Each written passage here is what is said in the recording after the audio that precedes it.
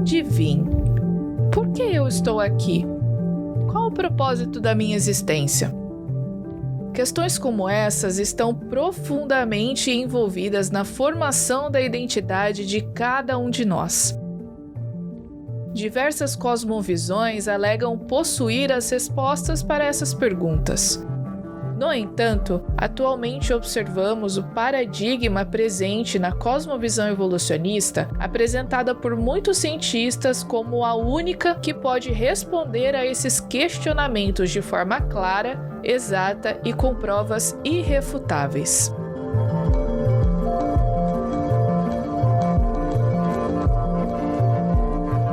Será que a ideia de que tivemos um ancestral comum muito simples há bilhões de anos atrás, que sofreu processos não guiados, formando estruturas complexas por mutações aleatórias, acumuladas geração após geração, selecionadas pela seleção natural, é realmente a única explicação possível e aceitável? Ao contrário do que muitos pensam, o paradigma naturalista não é consenso entre comunidade científica. Vem crescendo nos últimos anos o número de cientistas que aceitam o início da vida e o surgimento da diversidade de espécies como sendo intencional, direcionada por um ser inteligente. Diante desse cenário, a teoria do design inteligente tem crescido e se fortalecido ao longo dos anos, trazendo argumentos científicos alternativos à visão naturalista. No entanto, existe preconceito causado muitas vezes pelo desconhecimento dos argumentos defendidos e dos critérios científicos adotados. Muitos críticos também associam a TDI ao criacionismo, afirmando que a TDI é uma pseudociência ou um criacionismo disfarçado. Nesse episódio, vamos conhecer mais a fundo a teoria do design inteligente, descobrir se há ou não relação com o criacionismo e o impacto profundo que essa visão pode ter para a formação da nossa identidade. Meu nome é Maura Brandão e esse é o podcast Descobrindo Galápagos.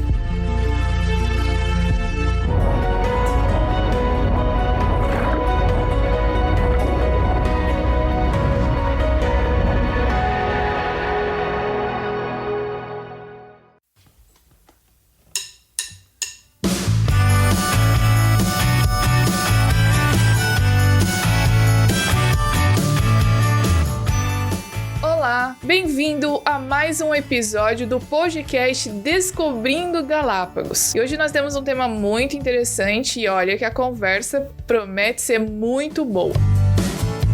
Mas antes da gente começar o nosso bate-papo, eu não posso deixar de lembrar vocês das nossas redes sociais. É muito legal que você nos acompanhe pelo Instagram, pelo Facebook. Se você só tem Instagram, pelo Insta. Se você só tem Face, pelo Face. Se você tem os dois pelos dois, não tem problema nenhum, quanto mais melhor. Isso é muito importante para que mais pessoas possam ouvir e possam ficar sabendo tanto do nosso podcast quanto das atividades do Origins Museum of Nature também. Então, nosso Instagram é o Origins Galápagos, você pode procurar a gente por lá. O nosso Facebook é Origins Museum of Nature. O conteúdo é o mesmo nos dois, mas a gente sabe que tem pessoas que não têm Insta, então preferem o Facebook até mesmo para compartilhar os posts e nós estamos por lá também. Não deixe de curtir a página, não deixe de nos seguir no IG. Sempre que possível, compartilhe o nosso conteúdo, marca a gente para que a gente possa repostar também nos stories, isso é muito legal. Falando então do nosso assunto, que é o que interessa também, né? Hoje nós vamos conversar com um convidado muito especial, que é o professor Everton Alves. Ele é escritor, palestrante, ele é pesquisador também na área de educação e ciências. E olha que legal a formação dele. Ele tem mestrado em ciências na área de biologia molecular pela UEM, Universidade Estadual de Maringá. Ele tem pós-graduação lato sensu em biotecnologia genômica. Ele tem pós-graduação lato sensu também em paleontologia pela Faculdade Futura de São Paulo. Ele é autor de dezenas de publicações acadêmicas, autor de livros de divulgação científica. Olha só alguns livros que ele já publicou: Revisitando as Origens, Teoria do Design Inteligente e Curiosidades sobre os Dinossauros, 30 fatos científicos que Hollywood não mostrou. Gente, eu tenho esse livro dos dinossauros e é maravilhoso. A gente vai colocar na descrição o link para você poder acessar o site dele e, se quiser, poder adquirir os livros dele também, porque ele manda para todo o Brasil. O site dele é o www.evertonfalves.com.br, assim como também você pode encontrá-lo nas redes sociais. Ele tá lá como evertonfalves.oficial, então você pode seguir ele no Instagram, acompanhar os eventos que ele participa, as palestras. De repente você tá online e tem alguma palestra acontecendo e você consegue acompanhar também. Nos últimos anos, ele tem ministrado palestras, aulas e cursos sobre modelos de origem da vida também, e ensino da paleontologia em eventos acadêmicos ao redor do país. Ele tem falado para dezenas de milhares de jovens. Então, professor Everton, seja muito bem-vindo aqui no podcast Descobrindo Galápagos. Maura, é um prazer muito grande estar aqui com vocês. Imagina, nossa, eu me sinto honrado e espero que a gente possa aprender bastante nesse pouco de tempo que a gente vai estar junto aqui. Professor Everton, é muito bom ter você aqui, e se você não se importa, eu posso te chamar de Everton, porque nós somos amigos aí, né? Vamos deixar as coisas aqui mais informais para o nosso papo ser mais fluido. Com certeza. Legal. Então, eu acho muito legal ter você aqui, porque você é a pessoa ideal, já que, como eu citei agora há pouco, você publicou um livro só sobre design inteligente. E como você que está nos ouvindo pode perceber, o Everton ele é muito atuante na área e pode tirar todas as nossas dúvidas. Antes de iniciar a nossa conversa, eu também queria destacar que o Origins Museum of Nature, aqui de Galápagos, a gente tem uma exposição, quase metade do nosso museu é dedicado ao design inteligente, às evidências de planejamento da natureza. Na matemática, paleontologia, a gente tem um infográfico legal das trilobitas, biologia, né, na parte dos processos complexos, da informação do DNA, que a gente vai conversar também ao longo desse episódio. Ou seja, a gente tem várias evidências de que fomos planejados. Eu já gostaria de iniciar perguntando para você exatamente o que é a teoria do design inteligente, ou TDI, como a gente gosta de chamar assim. Quero fazer essa pergunta assim logo de cara. Legal, Maura. Nossa, uma ótima pergunta. Bom, as raízes históricas do movimento do design inteligente, eles estão no movimento da teologia natural, dos séculos 18 e 19. Na verdade, o argumento, então, do design se popularizou por meio da famosa tese de William Paley, que foi publicada em 1802 no livro Natural Theology, conhecida como a tese do relojoeiro. A partir daí, então, esses argumentos do design estavam disponíveis, mas o movimento mais recente se iniciou a partir da década de 70, ali com a publicação de alguns livros que tratavam sobre informação, né, a origem da informação e depois da complexidade redutível. Mas a teoria em si mesmo, ela só surgiu oficialmente, foi estabelecida em 1993 em Page Dunes, uma cidade lá da Califórnia. Enquanto que aqui no Brasil, a Sociedade Brasileira do Design Inteligente se estabeleceu em 2014. Tá, mas o que é a teoria do design inteligente? Ela pode ser definida como uma teoria científica, ou pelo menos o movimento do design inteligente tenta se estabelecer como, né? Uma teoria científica que defende que certas características do universo e dos seres vivos são mais bem explicados por uma causa inteligente, ao invés de processo não direcionado como a seleção natural. Essa é a definição oficial lá do Discovery Institute, de Seattle, né? Mas nós podemos entender de forma mais simples a teoria do design inteligente como uma teoria de detecção de design que busca diferenciar os efeitos de causas naturais daqueles de causas inteligentes. Ou seja, traduzindo em miúdo isso aqui, Maura, é só uma teoria que busca identificar design inteligente na natureza, ou sinais ou características.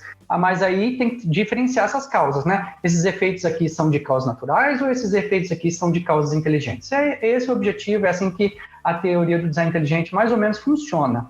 Então, basicamente, se a gente for resumir assim em uma linha, a teoria do design inteligente busca, através do método científico, identificar um design, ou seja, uma mente inteligente por trás desses processos. Isso, ponto. Simples, né? Agora, Everton, quais então são os argumentos que a teoria do design inteligente defende? Quais são os critérios que são usados para que seja possível identificar então o design da natureza? Legal. Antes de falarmos dos critérios e métodos utilizados pela TDI, é interessante a gente falar então sobre os argumentos, né? A TDI ela não tem como foco principal responder questões sobre a origem da vida e do universo, ou sobre a idade da Terra. Então, dentro da TDI, você não vai ver alguém falando assim, não, o planeta tem 6.000 anos, ou o planeta tem 50.000 anos, ou 1 milhão de anos, a origem da vida foi assim, foi assado. Não, esse não é o objetivo principal da TDI. E vamos combinar, né, Everton? Essa questão das origens é mais filosófica do que propriamente científica, né? Filosófica e teológica, né? São dois campos de pensamento aqui. É isso mesmo. Porém, sempre tem um porém, né? Não é porque a TDI não se posiciona a respeito da origem da vida ou idade do universo e da Terra que ela não tenha também as suas reflexões e críticas, né? Os teóricos do design inteligente entendem que os mecanismos propostos pelo atual paradigma, que todo mundo sabe qual que é o atual paradigma, né? O neodarwinismo. Eles propõem, né, que esse atual paradigma para a explicação da origem e evolução de seres vivos já se demonstrou, viu, por meio de evidências, ser inadequados no contexto de justificação teórica. O que isso quer dizer? Vamos traduzir também em miúdos. Isso quer dizer que os teóricos do design inteligente entendem que há fragilidade no modelo evolutivo, que a teoria da evolução existem muitas lacunas, não consegue explicar muita coisa e está cada vez pior no debate das origens. Por quê? Porque nós estamos encontrando muitas evidências dentro da bioquímica, da genética, e que a teoria não consegue explicar à luz dos atuais dados científicos. Inclusive, né, Everton, o que a gente tem percebido aí é que de tempos em tempos esses cientistas eles se reúnem para reformular a teoria da evolução, porque os novos achados não têm corroborado muito os argumentos, né? Então, a última que a gente tem notícia aí é da síntese expandida da evolução, né? Justamente nessa tentativa de adequar melhor as evidências que têm aparecido aí nos diversos campos da ciência, né? Como a bioquímica, como você falou aí. Exato. Já teve várias reuniões científicas, seja na Inglaterra ou nos Estados Unidos, para eles readequarem a teoria, né, à luz dos novos achados. Por quê? Porque a teoria não consegue explicar. Então, é mais ou menos isso. Quando a gente trata da origem da vida, por exemplo, as propostas são o mundo do RNA, o mundo das proteínas, e tanto um quanto o outro também não se justifica teoricamente à luz dos novos dados científicos. Hoje a gente vê que o mundo da proteína e da RNA não consegue explicar a origem da vida. Como o primeiro ser surgiu, o primeiro ancestral comum universal surgiu. Não se sabe como a primeira proteína complexa surgiu, como ela se autorreplicou, como a primeira RNA se autorreplicou. Não temos. Isso aí é pura... entra no campo da filosofia, e nós não temos uma ideia de como realmente isso aconteceu à luz da teoria da evolução, né? Por isso que os teóricos do design inteligente também se posicionam nessa questão à luz da reinterpretação dos dados. Então, basta reinterpretarmos os dados. Os novos artigos que saíram, que foram publicados aí, vamos pegar eles e ver se a teoria da evolução consegue explicar. Não consegue. Então, qual que é a reinterpretação? A explicação mais plausível? Até o momento, design inteligente está na frente. Mas a TDI, ela também não para por aí, né? Ela não só reinterpreta dados, ela também não nega certo grau de evolução das espécies. E isso é muito importante a gente deixar claro, viu? Porque os críticos da teoria do design inteligente sempre estão aí na mídia, nos blogs, nos jornais, falando que a galera da TDI é negacionista, né? Nega a evolução. Não, a evolução é um fato. né? Mas antes é preciso a gente definir o que é evolução. Inclusive, Everton, eu queria aproveitar a oportunidade para falar pro pessoal que tem um episódio que já está disponível, em que a gente justamente fala sobre essa questão aí da evolução, da especiação. A professora doutora Márcia de Paula gravou com a gente, explicando justamente a possibilidade e a presença de evidências, até mesmo a gente pode dizer fatos, né, de que realmente a evolução acontece. Eu acho que o debate é no nível dessa evolução, até que nível essa evolução, essa diferenciação dos animais e das espécies acontece, né? É isso mesmo, Maura. Bom, a evolução é fato, acontece, mas se a gente pegar um dicionário popular em casa, a gente vai ver que evolução é qualquer mudança que acontece nos seres vivos e é passada para os descendentes, ponto. E essas pequenas mudanças a gente vê acontecendo numa mesma geração, né? Em 70 anos de vida que a gente vive, a gente consegue visualizar mudanças nos seres humanos, nos seres vivos. A gente pode dividir essa evolução em duas, microevolução e macroevolução, que são termos cunhados aí por Yuri Filipchenko, né? Um russo. Para a microevolução, quando ele foi cunhar esse termo, ele atribuiu o papel de pequenas mudanças que acontecem nos seres vivos e vão sendo passadas para os seus descendentes.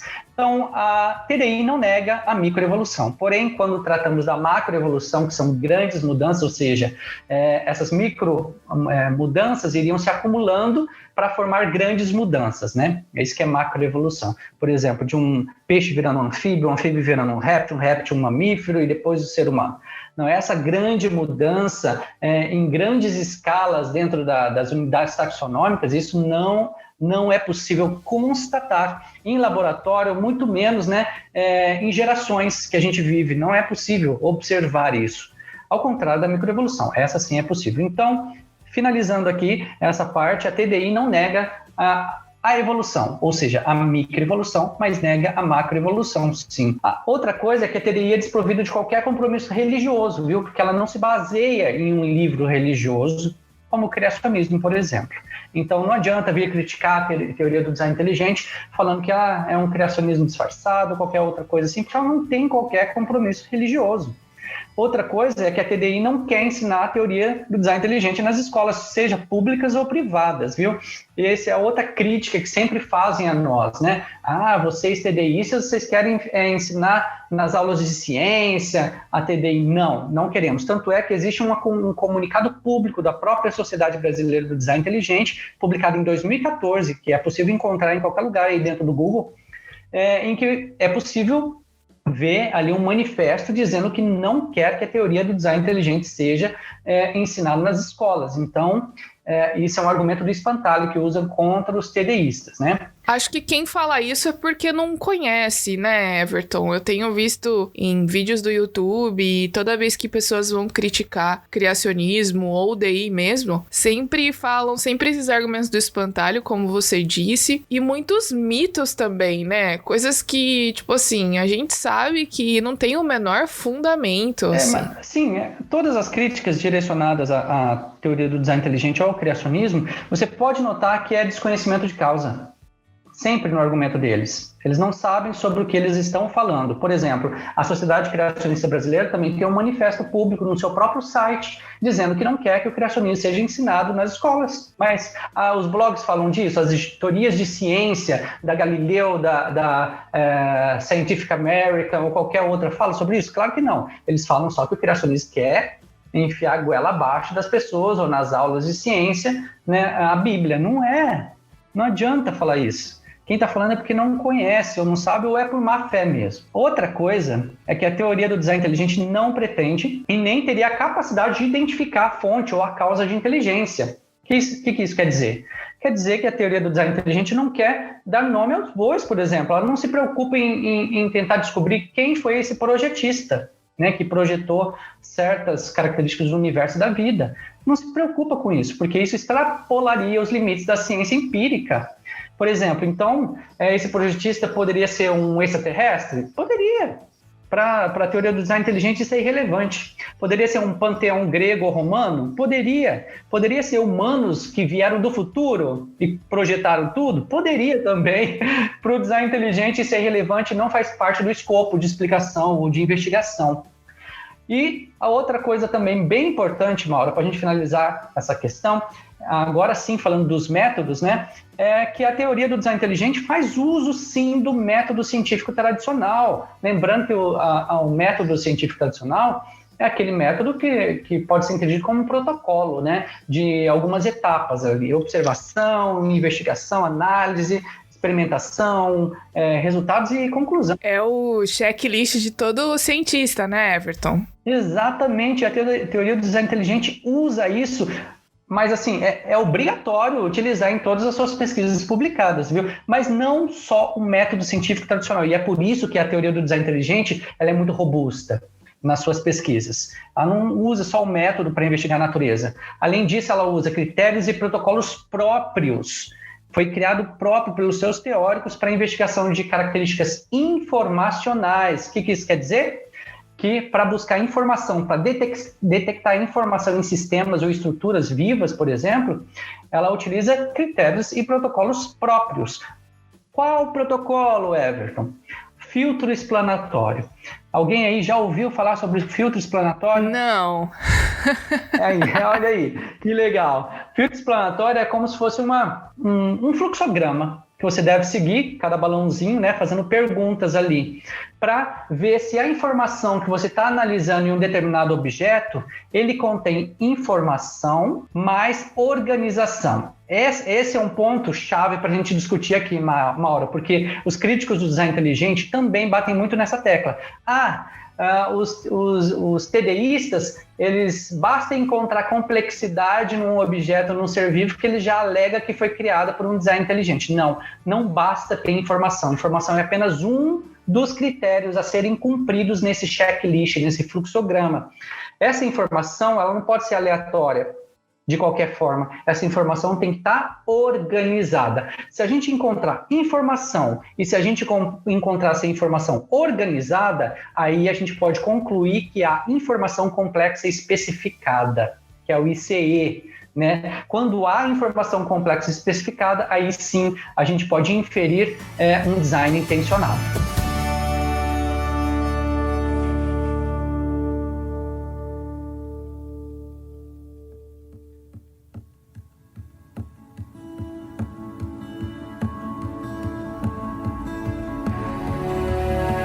Agora tem um outro aspecto muito importante também, Everton, que muita gente lembra, assim, quando a gente sempre fala em design inteligente, vem na nossa mente, o Michael Behe com A Caixa Preta de Darwin, que é um livro que ele publicou na década de 90 e realmente deu uma visibilidade bem legal para o design inteligente. E um dos argumentos mais famosos que ele defende no livro é a questão da complexidade irredutível. Eu quero aproveitar que você deu essa deixa aí dos critérios e dos argumentos para você poder explicar para a gente melhor o que significa complexidade redutível ou o que significa um sistema irredutivelmente complexo. Claro, um ótimo exemplo de informação complexa e especificada, Maura, é exatamente a complexidade redutível, porque ela é um tipo de informação complexa especificada facilmente testável. Olha só que legal. Então a complexidade redutível faz parte da informação complexa especificada. É bom lembrar que esse termo complexidade redutível não foi criado por Michael Behe, viu? Foi originalmente proposto por Michael Polanyi e depois o Michael Behe ele se apropriou e popularizou esse termo agora para o mundo, né? Agora todo mundo ouviu falar sobre complexidade redutível. É bom só para a gente fazer jus aqui, dar crédito a quem merece, né? Mas o Behe, no seu livro de 1996, ali em 97, A Caixa Preta de Darwin, então definiu a complexidade redutível como um sistema único composto de várias partes bem combinadas que interagem e que contribuem para a função básica do sistema, onde a remoção de qualquer das partes faz com que o sistema deixe de funcionar efetivamente. Por que eu estou falando efetivamente pausadamente? Porque isso faz toda a diferença, essa palavrinha no final dessa definição. Então, aqui o que está querendo dizer? Que é um sistema com várias partezinhas. Se a gente tirar uma partezinha, deixa de funcionar? Não. Está querendo dizer que deixa de funcionar de forma efetiva, mas ainda pode ter alguma função ali preservada. E essa é uma das críticas também que fizeram várias vezes ao Michael Behe, né? Falando que tirou uma peça e deixa de funcionar. Não é isso que ele quis dizer no livro. Ele falou que para um sistema ser irredutivelmente complexo, todas as partes têm que funcionar, caso contrário, perde a função básica, né, a função principal. E nós podemos até dar alguns exemplos, né, então, de sistemas com complexidade irredutível. O flagelo bacteriano é o mais clássico de todos, Maura. O flagelo bacteriano é como se fosse o rabinho da bactéria, ele bate esse rabinho como se fosse um motor de polpa de um barco, viu? Sabe a hélice de um motor? Tem a mesma função, né? A mesma função. De fazer a bactéria poder se movimentar, é como um motorzinho mesmo do barco, só que é o motorzinho da bactéria. É muito legal ver videozinhos aí, procura no YouTube quem puder aí, de um flagelo bacteriano, viu? O flagelo bacteriano ele é composto por mais de 40 proteínas. Tem peças juntas de vedação, bucha, estator, rotor, eixo motor dentro desse flagelinho, desse motor aí do flagelinho bacteriano. Olha só que quando a gente pega esses termos, peças, bucha, estator, é o mesmo que a gente vê em máquinas hoje, em carros, em automóveis, né? Mais de 40 proteínas juntas. Será que se eu tirar uma dessas proteínas, esse flagelo vai continuar funcionando da forma como funciona? Interessante é que o flagelo bacteriano ele pode rodar até 100 mil rotações por minuto, mais rotação do que qualquer máquina produzida pelo ser humano. É assim, é incrível, incrível. Mas o Michael Behe, no seu livro, ele faz uma analogia do flagelo bacteriano com uma ratoeira. Ele usa a ratoeira, por exemplo, quem aí conhece uma ratoeira, né? Ela tem a plataforma, a mola, né? Tem várias pecinhas ali. Será que se eu tirar uma pecinha, a ratoeira vai pegar o rato? Bom, eu acho que todo mundo que se preze aí, pelo menos o pessoal que mora em casa ou morou na infância, já teve experiência com rato. Quando eu era criança, eu morava numa casa de madeira e minha mãe usava muito a ratoeira e durante a noite a gente só ouvia o barulho da ratoeira disparando, macetando os ratos e era... Enfim, a gente era criança, era divertido, né? Exatamente, por percepção e mesmo experiência, né? Repetir em uniforme, todo mundo sabe que as pecinhas são todas importantes. Se eu tirar uma pecinha, não vai pegar um rato, não é? A gente pode até utilizar a ratoeira para outros fins, mas não para pegar o rato. Mas esse é apenas um exemplo clássico, que é o flagelo bacteriano, mas a gente pode dar outro ainda, viu? A via da cascata de coagulação sanguínea, por exemplo, para que todas as sequências ali bioquímicas sejam checadas ali, né, para que haja a coagulação caso você se corte, né, corte o dedo ali, né, para que pare de sangrar, por exemplo. Isso aí também existe uma complexidade irredutível nessa via. E o interessante é que tem sido feito vários estudos aí mostrando como que cada etapazinha dessa via da cascata é importante para que a próxima etapa seja cumprida. E se eu anular uma dessas etapazinhas, será que ao final haverá coagulação sanguínea? Então é um bom exemplo para a gente entender também um sistema de complexidade redutível. Inclusive, Everton, eu quero aproveitar que você está falando de cascata de coagulação sanguínea, né? E dizer que aqui no nosso museu a gente tem um infográfico sobre esse processo que realmente é muito complexo e pessoas que têm, na verdade, pessoas que não têm a produção de uma das proteínas, de um dos fatores de coagulação, né? Tem problema com coagulação sanguínea. Então, tem os hemofílicos, que é uma doença genética, né? E que a pessoa tem uma mutação no DNA que ela não produz a proteína, um fator de coagulação, ou ela produz com defeito, né? É uma proteína que não está na forma que ela deveria estar. Então as pessoas realmente têm problemas com coagulação e dependendo do tipo de hemofilia, a pessoa pode morrer mesmo, porque se ela tem até mesmo um machucado, pode ser até machucado interno, né? Que o nosso corpo normalmente coagula naturalmente, mas como essa pessoa tem dificuldade no fator de coagulação, ela acaba morrendo de hemorragia, por exemplo. Mais uma última que eu vou dar aqui para vocês é sobre a maquinaria estrutural da ATP sintase. É outra máquina nanomolecular em que há presença de complexidade.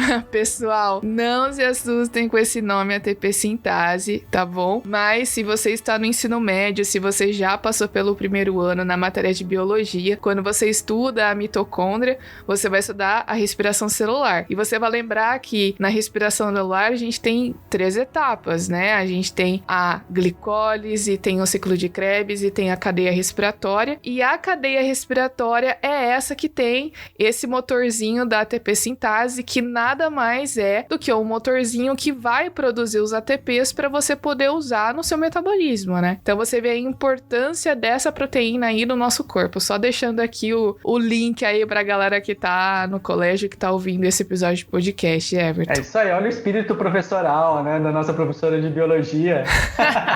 Você viu só? Uma vez professora, professora para sempre. Não tem como a gente não fazer essas ligações, né? É isso mesmo, Maura. Essa estrutura, essa maquinaria ali é a responsável por produzir essas substâncias que vão dar energia para o nosso corpo. Vai ser utilizado pelas nossas células, né, para movimentação, para produção de várias sínteses, de várias outras coisas, né? Uma cascata também, uma coisa depende da outra, né? E a ATP sintase também é um sistema de complexidade redutível. Ela possui várias pecinhas ali nessa grande estrutura. E que se você tirar uma dessas pecinhas, será que a ATP vai ser produzida? Mas aí a questão que surge é a seguinte, sempre vem me perguntar, tá, mas será que a complexidade redutiva é real? Será que esses exemplos que você está dando aqui, será que eu te retirar uma pecinha mesmo, será que deixa de funcionar? Como comprovar a existência da complexidade redutiva? Não é uma pergunta importante, Maura? Vamos lá, então. Sim, é possível comprovar a complexidade redutiva através de alguns procedimentos próprios que têm sido utilizados também pela teoria do design inteligente. A CI pode ser testada e descoberta experimentalmente pela engenharia reversa de sistemas biológicos. O que é isso? Que nome estranho que é isso? Engenharia reversa. Bom, a gente analisar, é como se fosse um carro. Pensa num carro aí, vamos desmontar. Primeiro tira a lataria, depois tira os pneus, as rodas, depois tira o volante, vai desmontando pecinha por pecinha e deixa tudo no chão, esse monte de pecinha, né? Então é isso, é desmontar o sistema, né? Para ver até que ponto ele ainda funciona sem algumas peças. Em que momento vai deixar de funcionar? Quando tirar a última peça, será? Ou quando tirar a terceira peça? É isso que a gente tenta fazer a nível molecular, né? E essa engenharia reversa. Silenciar, por exemplo, um gene. Eu estou analisando um gene lá que vai produzir alguma proteína, por exemplo. Será que se eu silenciar esse gene, aquela proteína vai ser produzida? É isso que a gente vai fazer com alguns sistemas, como, por exemplo, já foi feito com o flagelo bacteriano. Tentaram silenciar ou induzir mutações, né, em determinada sequência de um gene que produz ou que mantém ali o flagelo bacteriano, e perceberam que o flagelo deixa de funcionar quando esse gene é silenciado. Isso é uma forma da gente fazer uma engenharia reversa, desmontando, né? E é engraçado, né, Everton, porque depois de ouvir você explicando tudo isso e falando de método científico e de experimentação, a gente ainda ouve pessoas dizendo que design inteligente é pseudociência porque não usa o método científico, sendo que tá uma explicação clara aí de que usa sim, e a ciência produzida é de boa qualidade, né? Exatamente. Eu tenho acesso aqui assim, são dezenas e centenas de pesquisas em que foram utilizados os métodos do design inteligente, várias pesquisas publicadas. É muito interessante quando você começa a se aprofundar nisso. E quando eu vejo essas críticas bem superficiais, bem rasas mesmo, eu fico assim, com pena, chego a ter pena, porque a pessoa realmente desconhece qualquer pesquisa publicada pelos teóricos do design inteligente, e são muitas, viu? Nós temos pesquisas desde da área de biologia molecular, o Douglas Axe, por exemplo, tem feito pesquisas aí com proteínas, com dobramentos das proteínas, lembrando que a proteína ela é tridimensional, toda dobradinha, né? Então, ele fez pesquisas, publicou ali na PLOS ONE, em várias revistas de biologia evolutiva e molecular, mostrando como, se é possível matematicamente uma proteína se dobrar de forma aleatória. Mesmo que a gente forneça aí 5 milhões de anos, 10 milhões de anos, mesmo o tempo que for, é impossível ela se dobrar sem ter uma presença de uma informação embutida nela, uma informação intencional. É muito interessante as pesquisas dentro da biologia molecular, feitas pelos teóricos do design inteligente. Tem também outras pesquisas com câncer até, viu? Que os teóricos do design inteligente têm publicado. Tem pesquisas na área de astronomia, o Dr. Gonzalez tem publicado isso, é bem legal as pesquisas dele, e várias outras áreas. Então, assim, são infinitos os campos a se pesquisar sobre design inteligente. Eu queria aproveitar que o Everton está falando sobre pesquisa e ressaltar que o objetivo desse podcast aqui não é esgotar todo o assunto que existe sobre design inteligente, sobre todos os aspectos, argumentos, evidências, etc. O objetivo do podcast mesmo é instigar você que está ouvindo, colocar uma curiosidade aí para que você possa buscar, para que você possa estudar e saber que existem fontes confiáveis, você pode ler artigos de qualidade, tem livros publicados de qualidade sobre isso, inclusive um professor Everton aí, ele é um autor que já tem livros publicados sobre o assunto, então fica aqui a dica para que você possa se interessar e estudar mais, gente, porque não tem jeito. A única forma da gente saber mais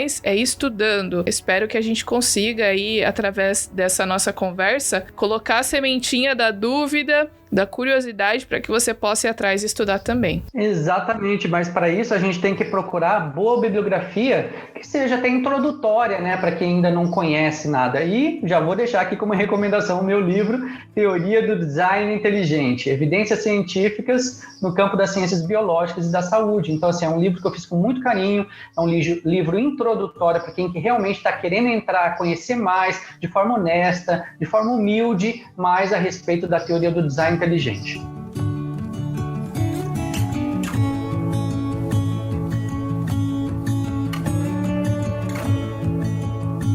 Everton, outro exemplo bem legal é exatamente a informação que está presente na molécula do DNA, e que é um exemplo muito interessante também de informação complexa e especificada, né? E eu vou ser bem até sincera, porque antes de vir aqui para Galápagos e começar a trabalhar no museu, quando eu comecei a conhecer a exposição, né, as coisas que estão aqui, eu li o infográfico do DNA que a gente tem aqui e eu não tinha ideia de como o DNA é uma molécula complexa e que consegue armazenar informação, até muito mais informação do que, por exemplo, o código binário que a gente usa no computador, que os programadores usam para construir os programas, os softwares, por exemplo. Fala um pouquinho pra gente sobre esse tipo de código e essa complexidade que tá no DNA. Exatamente, Maura. Olha, a grosso modo, viu, o DNA é uma molécula de fita dupla que apresenta nela informação codificada, encriptada e zipada na forma de um alfabeto químico de 4 letras, que é aquela letrinha A, C, T, G, né? É a informação dentro do DNA que gerencia a organização de toda a matéria presente em todas as partes do corpo e a produção de energia, viu? Isso é muito importante porque muita gente confunde, né? Falando assim, não, o DNA ali, ele é a informação, né? Não, a informação está dentro do DNA, ele carrega a informação, né? E isso é muito interessante, porque toda essa informação carregada ali pelo DNA é que vai gerenciar a organização de toda a matéria. Se o nosso cabelo vai ser escuro, vai ser loiro, se o nosso tom de pele vai ser um ou se vai ser outro, tudo isso está dentro das informações ali carregadas pelo DNA.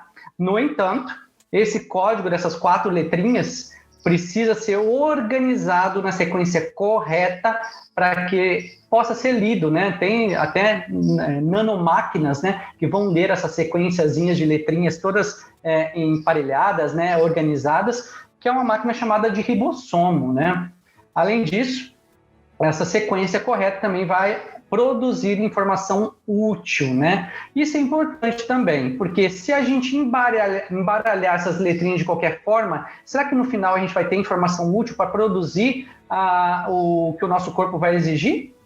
Essa é uma pergunta que a gente tem que fazer, porque não basta ter informação, a informação tem que estar organizada, tem que estar numa sequência correta e o DNA possui essa sequência correta em toda a sua fita, em toda a sua trajetória molecular de fita dupla. Isso que é interessante, viu? Dentro desse assunto, né, da molécula do DNA. Então, a gente pode concluir, baseado nisso, que o DNA possui não apenas informação, mas informação organizada, numa sequência específica que cumpre os critérios de informação complexa especificada daquele filtro explanatório que eu falei anteriormente. Lembra, Maura? Aquele filtro que era um fluxograma, ele vai analisar a presença da informação complexa especificada.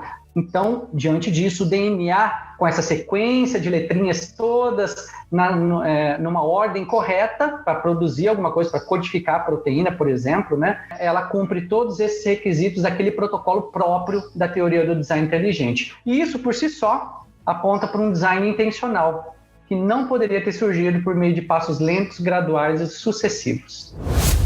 Agora, Everton, eu queria aproveitar aí que a gente deu uma pincelada ao longo do nosso episódio sobre a questão de criacionismo, design inteligente e falar um pouquinho sobre isso para que a gente possa tirar dúvidas de uma vez por todas, porque muita gente, quando critica o design inteligente, diz que o TDI é um criacionismo disfarçado. Por que é importante a gente entender o que é o criacionismo e em que aspectos ele é diferente do TDI? Porque são duas coisas diferentes. Qual exatamente a diferença entre esses dois? Olha, um ótimo ponto esse, viu, Maura? Mas é muito simples. A TDI, ela difere em quase todos os aspectos do modelo criacionista. É diferente em quase tudo, viu? O criacionismo, por exemplo, não é uma teoria científica. E nem a Sociedade Criacionista Brasileira ou qualquer outro instituto criacionista, por exemplo, não vai afirmar que é uma teoria científica igual à teoria da evolução se propõe a ser, né? O criacionismo bíblico, por exemplo, ele pode ser definido como uma estrutura, um modelo conceitual que defende a Bíblia como uma infalível palavra de Deus. No entanto, leis, evidências, processos naturais e testes científicos são perfeitamente compatíveis com as revelações e os conceitos bíblicos. No criacionismo bíblico, a vida é criada complexa e vai se degenerando em decorrência dos efeitos deletérios do pecado, que é um processo intensificado pelo dilúvio global, descrito tanto na Bíblia quanto em outros documentos históricos, né, ou antigos. Então, essa é a definição que tem sido dada para o criacionismo bíblico. Já a teoria do design inteligente, ela tenta se estabelecer como uma teoria científica, uma vez que cumpre todos os requisitos propostos pela Academia Nacional de Ciências dos Estados Unidos, por exemplo, né, que é o qual assim todo mundo se espelha, né, como protocolo. O criacionismo, ele se diferencia da teoria do design inteligente principalmente porque, como eu disse anteriormente, se baseia num livro religioso, que é a Bíblia, né, assume a priori a identidade do Criador, que é Deus, né, de acordo com os criacionistas, e também postula uma idade para o universo, para o planeta e também para a vida em cima do planeta, viu? Então, essas são as principais diferenças entre criacionismo e teoria do design inteligente. No entanto, a informação complexa e específica, embora não seja um argumento religioso dentro do movimento do design inteligente, isso é importante também a gente ter noção, ela possui implicações religiosas. Por exemplo, se eu encontrar lá, passar no protocolo do filtro explanatório, que há presença de informação complexa especificada, ok. Isso, por si só, já tem uma implicação religiosa muito grande. Se há essa informação complexa especificada, então quer dizer que há um projetista. Então, isso já aponta para a Bíblia, não aponta? E é por isso que os críticos do design inteligente batem tanto na teoria do design inteligente, porque tem implicação religiosa. Embora não tenha nenhum argumento religioso sendo utilizado dentro da teoria do design inteligente. Mas é apenas nesse ponto específico da teoria, ou seja, no argumento teleológico de design, que é propósito, né, que é o componente filosófico da teoria, que o criacionismo e o design inteligente convergem, ou seja, que há semelhanças entre criacionismo e design inteligente apenas nesse ponto, né, de que há propósito, né, porque existe informação complexa especificada. Eu sempre gosto de quando eu tô falando com os alunos, normalmente nas lives que eu faço com os colégios, escolas, quando eu vou falar sobre criacionismo e design inteligente, de que o design inteligente identifica através da ciência que existe um design, que existe complexidade. E o criacionismo identifica quem é esse designer, quem que colocou a complexidade, né? Pra gente resumir assim, de uma forma simples pro pessoal fixar, né? Agora, Everton, eu queria fazer uma reflexão com você, agora já terminando o nosso episódio, sobre fé e ciência. Porque tem muita gente que afirma que as duas nunca podem andar juntas. Mas você, como pesquisador, como cientista, Você acha que é possível fazer ciência de qualidade, por exemplo, sendo defensor da TDI ou sendo criacionista? O pesquisador que é criacionista, por exemplo, ele só faz pesquisas com temas relacionados à narrativa bíblica ou ele também pode trabalhar em outras áreas? Nossa, Maura, ótima pergunta. Tanto é possível que ambos cientistas, tanto TDIstas quanto criacionistas, têm feito boa ciência ao longo das décadas, né? Publicando pesquisas em periódicos revisados por pares de alto impacto. Na verdade, a fé e ciência sempre andaram juntas, embora hoje em dia exista aquele mito generalizado dentro da academia, né? E eu acredito que seja devido ao desconhecimento da própria história da ciência, de que ciência e religião não se misturam. Isso é balela, né? Isso é um mito propagado por quem só repete o que ouve falar, né? Quanto ao criacionismo, por exemplo, existe um instituto criacionista de pesquisa científica localizado lá em Loma Linda, na Califórnia, chamado Geoscience Research Institute, que possui um time de cientistas associados, né, contratados, pagos com recursos criacionistas, promovido aí pela Igreja Adventista do Sétimo Dia, em que anualmente esse instituto de pesquisa recebe ali cerca de $1.500.000 para se dedicar exclusivamente a produzir conhecimento científico geral, viu? Não necessariamente sobre a narrativa bíblica, mas pesquisas mesmo que apresentem implicações bíblicas para o entendimento de como a natureza se apresenta, seja ela tanto na área física, da geofísica, da geologia, paleontologia e biologia. Esses pesquisadores lá do Geoscience têm publicado. E tem publicado em periódicos como Marine and Petroleum Geology, Sedimentary Geology, Paleogeography, Paleoclimatology, Paleoecology. Tem ainda o Journal of Sedimentary Research, no Journal of Vertebrate Paleontology e vários outros periódicos que eles têm publicado. Então, assim, é um time de peso e que tem publicado em revistas de alto impacto. Inclusive, o Origins Museum of Nature, ele é um projeto do escritório do Geoscience Research Institute aqui na América do Sul. E um dos nossos objetivos aqui também é, assim que as coisas começarem a reativar, principalmente a pesquisa, porque agora aqui nas ilhas, no momento de pandemia, as coisas estão paralisadas, mas assim que a gente tiver a oportunidade, é também fomentar a realização de projetos de pesquisa aqui com pesquisadores que queiram fazer pesquisa exatamente nessa linha que você comentou, Everton. Então, isso é muito importante da gente falar também. Com certeza, Maura. Todo o investimento que a Igreja Adventista tem feito, né, em ciência para entender mais sobre as origens, né, para a gente entender melhor as nossas reais origens, isso é muito importante, porque tudo isso tem um papel muito grande dentro das profecias, o porquê estamos aqui, para onde vamos e o porquê devemos anunciar mais sobre o Deus Criador. E se existem evidências na natureza das digitais desse Criador. Tudo isso é importantíssimo porque tem íntima relação com a doutrina da salvação e com a volta de Cristo, né? Mas, além do Geoscience Research Institute, eu gosto de falar de outros institutos criacionistas, para a gente fazer jus, né? Para a gente também não ser parcial aqui, mas o Institute for Creation Research da Igreja Batista também tem investido bastante grana anual aí em pesquisas científicas, viu? Eles têm um time de pesquisadores muito bons, inclusive eles são parceiros aí da Sociedade Criacionista Brasileira, né? Parceiros de longa data. Existe também o Answers in Genesis, que também é da Igreja Batista lá nos Estados Unidos, que inclusive tem um parque temático criacionista com a réplica em tamanho real da Arca de Noé, muito interessante. Eles também eles contratam, eles pagam pesquisadores, todos doutores, viu, para fazer pesquisas e publicar trabalhos científicos. Eles têm uma revista revisada por pares próprias também, que é o Answers Research Journal, além de uma revista magazine, que é o Answers Magazine. Então, e o Institute for Creation Research tem também uma revista magazine, que é o Acts and Facts. Além de outros institutos, temos um dos mais antigos no mundo, que é o Creation Research Society. Foi criado aí na década de 60. Só perde para o Geoscience Research Institute, que é o mais antigo instituto criacionista do mundo, viu? Ainda em vigor. Esse Creation Research Society também tem um periódico científico revisado por pares próprios, que é o Creation Research Society Quarterly. Uma revista muito, muito boa, viu? Mas é paga, para quem quiser ler. Mas, além desses, ainda tem um outro instituto que eu gosto de pesquisar bastante, né? Que é o Creation Ministries International, que surgiu lá na Austrália, depois foi para os Estados Unidos, agora tem escritório em vários outros lugares do mundo. e eles também têm